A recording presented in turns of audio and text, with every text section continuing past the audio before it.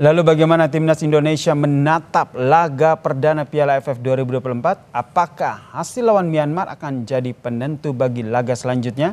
Kita bahas bersama dengan pengamat sepak bola M. Kusnaini yang sudah bergabung bersama kami di Kompas Malam. Selamat malam Bung Gus.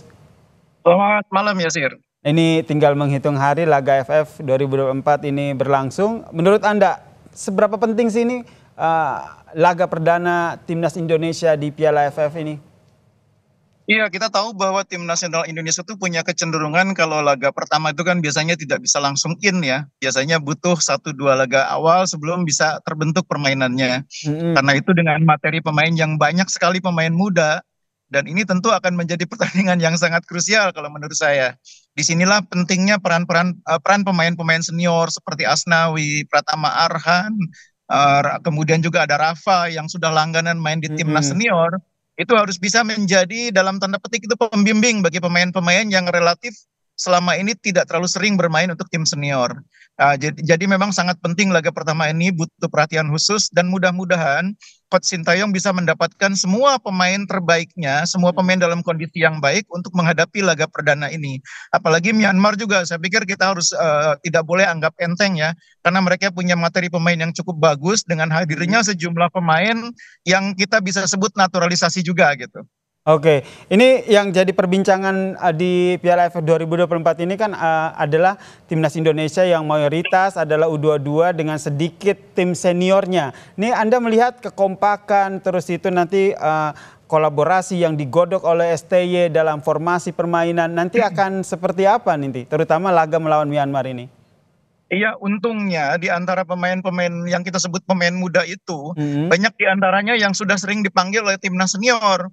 Seperti Hoki itu sudah sering, Ronaldo Kuateh juga pernah, begitu juga dengan Rafa Strike, begitu juga dengan Pratama Arhan, Asnawi, itu kan pemain-pemain yang sudah sering dipanggil timnas, termasuk Arhan Fikri juga.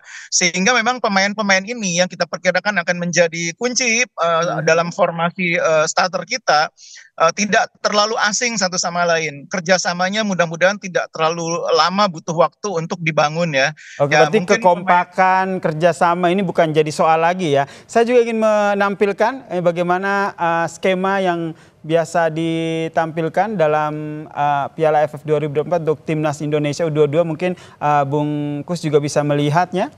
Kalau kita lihat skemanya, pembagian grupnya, kalau kita lihat ini pembagian grupnya ini seberapa berpengaruh ini nantinya pembagian grup. Oke, ini dia pembagian grup di Piala AFF. Kalau kita lihat ini kan Indonesia masuk di grup B, Vietnam, Indonesia, Filipina, Myanmar dan juga Laos begitu. Nah, peluang di grup B untuk Indonesia sendiri seperti apa Bungkus melihatnya? Iya, jadi kalau lihat susunan jadwal yang akan dilalui oleh pemain-pemain kita, tampaknya ini diperkirakan kita harus menentukan peluang untuk lolos ke fase berikutnya itu di pertandingan terakhir. Jadi hitung-hitungannya kurang lebih begini. Lawan Myanmar kita bisa menang, kemudian lawan Laos mudah-mudahan bisa menang juga. Pede ya, Kemudian amin.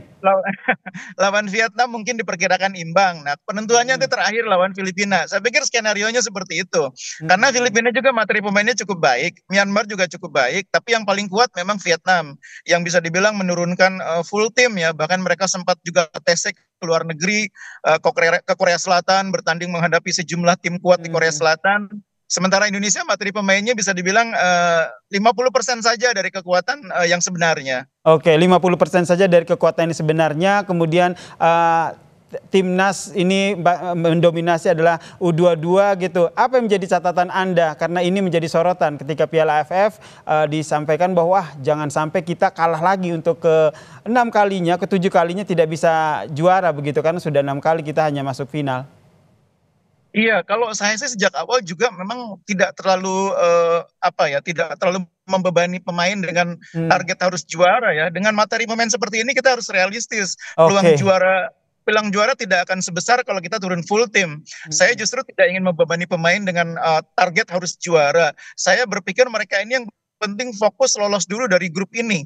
Sesudah dari grup ini lolos di semifinal, mudah-mudahan bisa mencapai final, baru berpikir juara. Kalau kita sejak awal membebani target juara, saya pikir pemain akan kesulitan dengan materi pemain seperti ini.